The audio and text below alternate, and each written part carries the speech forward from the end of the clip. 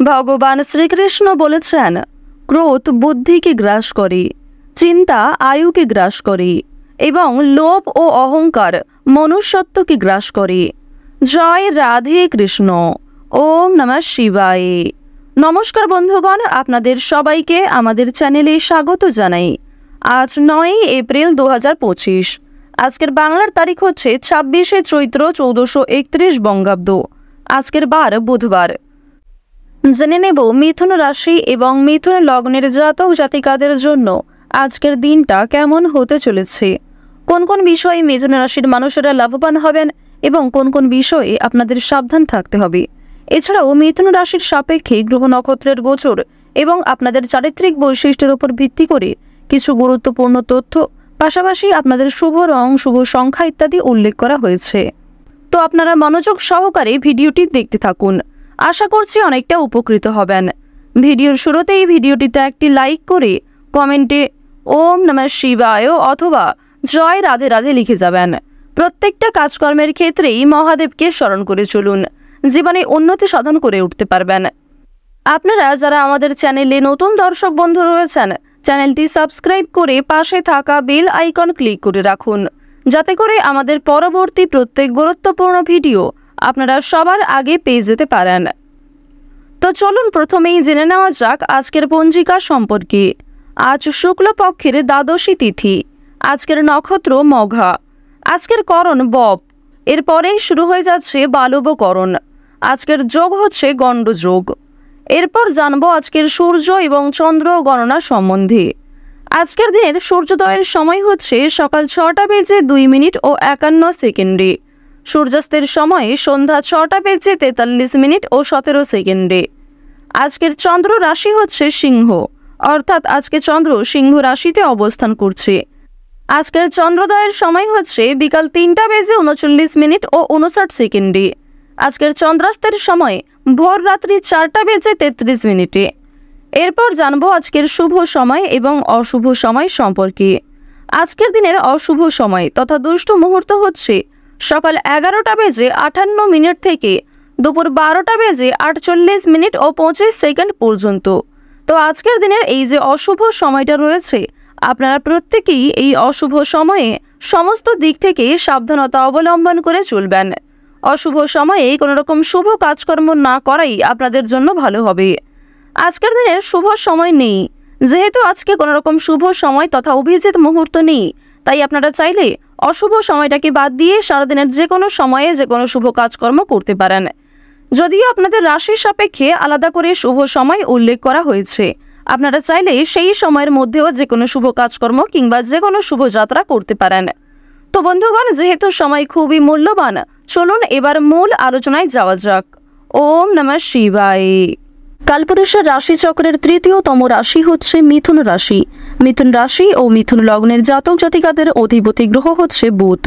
বর্তমান সময়ে বুধের যে শুভ গোচর লক্ষ্য করা যাচ্ছে, এক্ষেত্রে বুধ এবং বৃহস্পতির মিলনে মিথুন রাশির সাপেক্ষে মহাপঞ্চক রাজযোগের ক্ষেত্রে অবশ্যই আপনারা কিন্তু শিক্ষাক্ষেত্রে, কর্মজীবনে এবং আর্থিক দিক থেকে কিন্তু মজবুত থাকবেন। বিশেষ করে দেবগুরু বৃহস্পতি সম্পূর্ণরূপে চেষ্টা করবে অর্থ যেন সঠিক ক্ষেত্রে বিনিয়োগ হয় এবং যে ক্ষেত্রে আপনি অর্থ বিনিয়োগ করছেন সেক্ষেত্রে যেন আপনার পরক্ষণে আফসোস না হয়, এমনটাই কিন্তু ধরনটা লক্ষ্য করা যাচ্ছে। অর্থাৎ মিথুন রাশির মানুষরা এক্ষেত্রে খুব বেশি সাবধানতা অর্জন না করলেও আপনাদের বেশ কিছু ক্ষেত্রে সতর্ক হয়ে চলতে হবে। যেমন স্বাস্থ্যের ক্ষেত্রে সমস্যা দেখা দিতে পারে। যারা পুরাতন রোগী রয়েছেন বিশেষ করে, তাদের মধ্যে অনেক বড় সমস্যা সৃষ্টি হতে পারে। সুতরাং অবশ্যই সাবধান থাকবেন এবং চেষ্টা করবেন রাহুকে সন্তুষ্ট রাখার। এক্ষেত্রে আপনারা চাইলে অবশ্যই প্রত্যেকটা কাজকর্মের ক্ষেত্রে ভগবানকে স্মরণ করে চলতে পারেন, কিংবা মন থেকে আপনারা অবশ্যই দেবগুরু বৃহস্পতির নাম করে যে কোনো শুভ কাজকর্ম করতে পারেন। পারিবারিক জীবনে বেশ কয়েকদিন ধরে যে সমস্যাগুলি আপনাদের চলছিল, বাবা মায়েদের সঙ্গে মনোমালিন্য, আপনাদের পরিবারে অন্যান্য সদস্যদের সঙ্গে যে বিবাদ, দ্বন্দ্ব ইত্যাদি সৃষ্টি হয়েছিল, সেগুলি কিন্তু আজকে সন্ধ্যার আগেই মিটে যেতে পারে। ভাই বোনেদের মধ্যে যে সমস্যাগুলি চলছিল সেগুলি কিন্তু দূর হয়ে যাবে।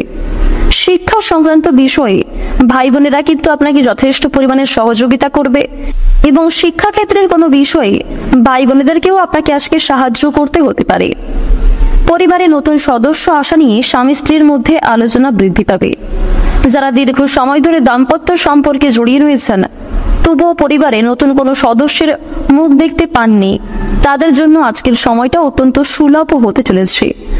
স্বামী স্ত্রীর একে অপরের পাশে থাকার কারণে নিজেদের সমস্যাগুলি আপনারা নিজেদের মধ্যেই মিটিয়ে ফেলতে পারবেন। কর্মক্ষেত্রে এছাড়াও আপনাদের বাড়ির বাইরের পরিবেশে যে সমস্যাগুলি চলছে আপনাদের নিয়ে, সেই সমস্যাগুলি আপনারা নিজেদের মধ্যে একতা বজায় রাখার ফলে এবং নিজেদের মধ্যে সুসম্পর্ক থাকার ফলে কিন্তু সেগুলিকে মিটিয়ে ফেলতে পারবেন। পরিবারে কোনো অনুষ্ঠান হওয়া নিয়ে আজকে আলোচনা বৃদ্ধি হতে পারে, এমনকি ছোটখাটো কোনো পূজার্চনা হওয়ার যোগ দেখা যাচ্ছে। যারা দীর্ঘ সময় ধরে প্রেম সম্পর্কে জড়িয়ে রয়েছেন তাদের পারিবারিক স্বীকৃতি মিলতে পারে। বিবাহের জন্য আপনাদের হয়তো আরো কিছুটা সময় অপেক্ষা করতে হবে। যদি কর্মজীবনের কথা বলা হয়ে থাকে, আপনারা যারা চাকরিজীবী রয়েছেন তাদের জন্য সময়টা উত্তমভাবে কাটবে। আপনারা যারা ব্যবসায়ী রয়েছেন ব্যবসাবাদের দিক থেকেও কিন্তু সময়টা মধ্যমভাবে অতিবাহিত হবে। নিজেদের পরিশ্রমের তুলনায় আপনারা বেশ ভালো ফলাফল লাভ করতে পারবেন। যারা দীর্ঘ সময় ধরে কোনো কর্মের সঙ্গে যুক্ত রয়েছেন তাদের জন্য আজকের সময়টা ভালো কাটবে। কিছু ক্ষেত্রে প্রিয় কর্মচারীরা কিংবা আপনার সহকর্মীরাই হয়তো আপনাকে ভুল বুঝতে পারে। বিভিন্ন শুভ কাজের ক্ষেত্রে হয়তো বাধা সৃষ্টি হবে প্রথম ক্ষেত্রে। তবে বন্ধুগণ, অবশেষে কিন্তু আপনি সৎ পথে অগ্রগতি করলে এবং নিজের কঠোর পরিশ্রমের মাধ্যমে যদি জয়ী হতে চান, সেক্ষেত্রে ভালো সুযোগ আপনাদের জন্য আজকে রয়েছে। সময়ের মধ্যে কাজগুলি আজকে সুসম্পন্ন হবে।